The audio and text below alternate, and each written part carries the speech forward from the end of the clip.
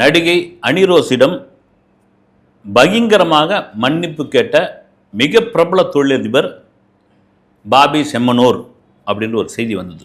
மிக பயங்கரமாக என்னையா பிரச்சனை அப்படின்னா, சில வருடங்களுக்கு ரொம்ப வருடங்களுக்கு ஆகலை, பல மாதங்களுக்கு முன்னாடி கூட வச்சுக்கலாம். வந்து ஒரு பஞ்சாயத்து ஒன்று நடந்தது, எத்தனை பேருக்கு தெரிந்தில்லை. அதுக்கு முன்னாடி அனிரோஸ் பாபி செம்மனூர் இவங்க யார்? அனிரோஸ் வந்து ஒரு கேரளத்தை சேர்ந்த நடிகை, தமிழில் கூட நடிச்சிருக்காங்க. நான்லாம் அவங்க தமிழில் நடிக்க வந்த படம் வந்து காத்தவராயன்னு ஒரு படம், அதில் கதிர்னு ஒருத்தர் ஹீரோ. சமீபத்தில் கூட ஒரு 2 படங்கள், இப்போ அமைச்சர் ஸ்ரீநாத் இருக்கார் இல்லைங்களா, அவர் ஒரு படம் டைரக்ட் பண்ணார். அந்த படத்தில் ஹீரோவாக நடிச்சிருந்த படம் பேர் எனக்கு ஞாபகத்தில் இல்லை. அவர் கொஞ்சம் சங்கரங்கோயில் சேர்ந்தவர், முட்டி மோதி இண்டஸ்ட்ரியில் வரணும்னு ரொம்ப துடிப்பாக இருக்கார். ஆள் கொஞ்சம் உயரம் கம்மி தான். அவருடைய அநேகமாக அந்த படத்தில் வந்து காத்தவராயன் படத்தில் ஒரு பெரிய தண்ணி லாரி ஓட்டுற கேரக்டர் அவர் பண்ணியிருப்பார். அந்த படத்தில் தான் அனிரோஸ் அறிமுகம்.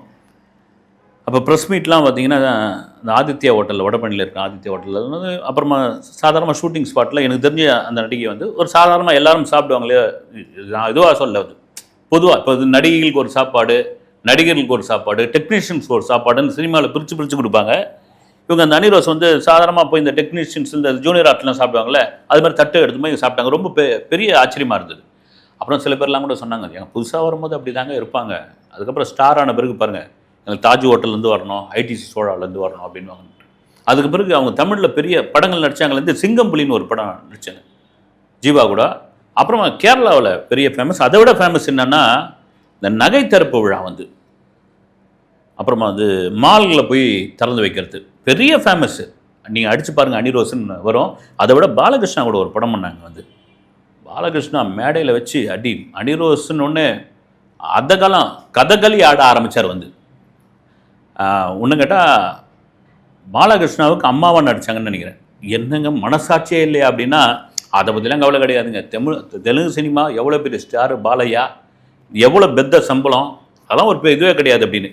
இப்போ இவங்களுக்கும் இந்த பாபி செம்மனூருக்கும் என்ன பிரச்சனை அப்படின்னா, பல மாதங்களுக்கு முன்னாடி பாபி செம்மனூர் வந்து ஒரு நகைக்கடை திறந்துருக்காரு. அவர் நகைக்கடை அதிபர். வந்து அந்த நகைக்கடை திறந்து வச்சுட்டு அனிரோஸ் அவர்கள் திறந்து வச்சவங்க தான் செம்ம கூட்டம். வந்து திடீர்னு அந்த நிகழ்ச்சியிலேருந்து பாதிலே போயிட்டாங்க.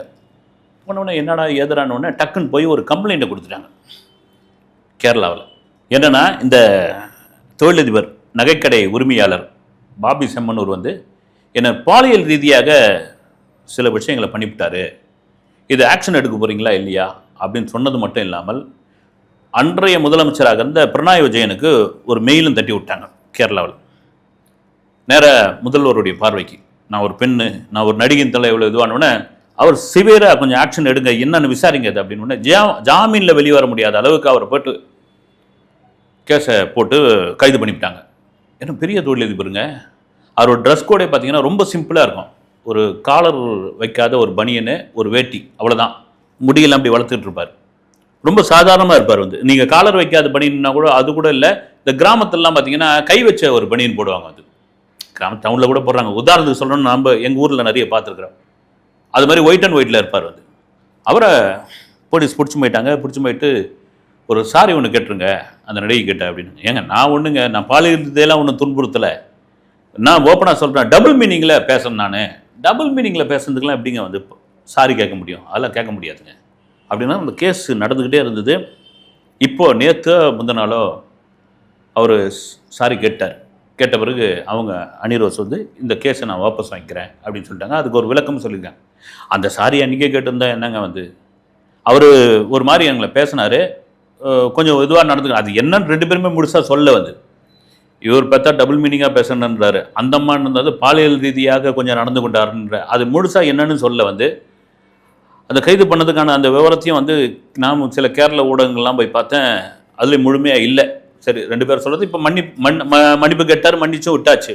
அதே நேரத்தில் இவ்வளோ பெரிய தொழிலதிபர் வந்து பாபி செம்மனூர், நீங்கள் வந்து ஒரு பெண் சம்மந்தப்பட்ட விஷயம், பொதுவாக வந்து நடிகள் சம்மந்தப்பட்ட நடிகை தானே இவங்க என்ன வந்து தமிழில் வந்து ஒரு சும்மா ஏதோ கச்சாமுச்சான்னு ஒரு படத்தில் நடிச்சிருக்காங்க. இங்கே வந்து பார்த்திங்கன்னா பட வாய்ப்பு இல்லாமல் ஜவுளி கடை திறக்கிறது, நகை கடை திறக்கிறது, மால் திறக்கிறது, அப்புறம் போய் பாலையா கூட வந்து டான்ஸ் ஆடுறது, இவ்வளோ தானே அப்படின்ட்டு நீங்கள் ரொம்ப அசால்ட்டாக நினச்சிடக்கூடாது.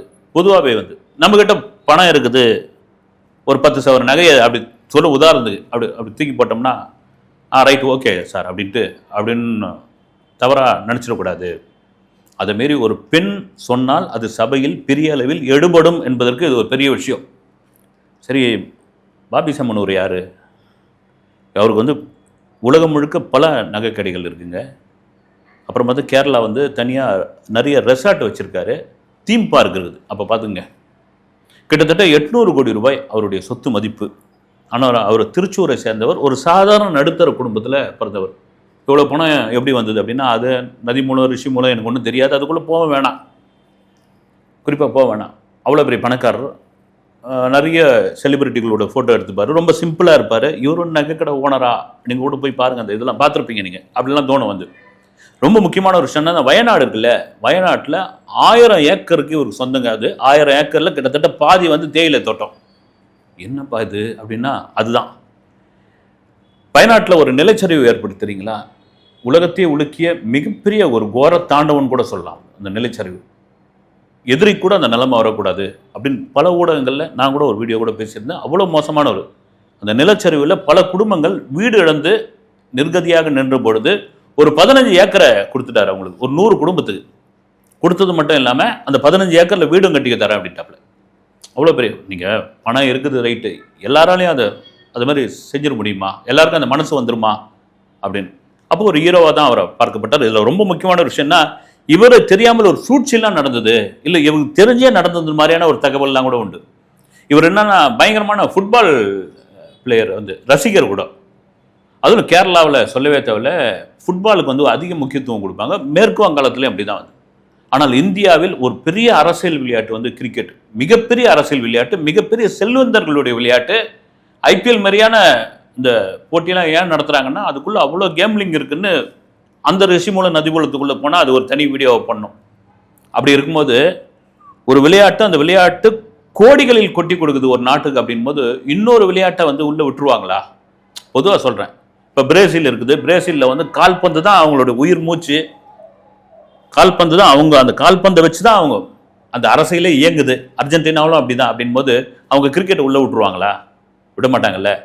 அப்படி தான் பாபி செம்மனூர் வந்து ஒரு ஃபுட்பால் ரசிகர், ஃபுட்பால் பிளேயர். அவரும் பந்து விளையாடுற மாதிரி இருக்கும். அவருக்கு என்னென்னா, இந்த பசங்களை ஊக்கப்படுத்தணும், யாரை, இந்த கேரளாவில் இந்த ஃபுட்பால் விளையாடுற பசங்களை ஊக்கப்படுத்தணும் அப்படின்போது இந்த கிரிக்கெட்டு ஃபுட்பாலுக்கான ஒரு அரசியல் அங்கே ஓடிக்கிட்டே இருந்திருக்குது. இவங்க ஃபுட்பாலை வளர்த்து விடக்கூடாது அப்படின்னு.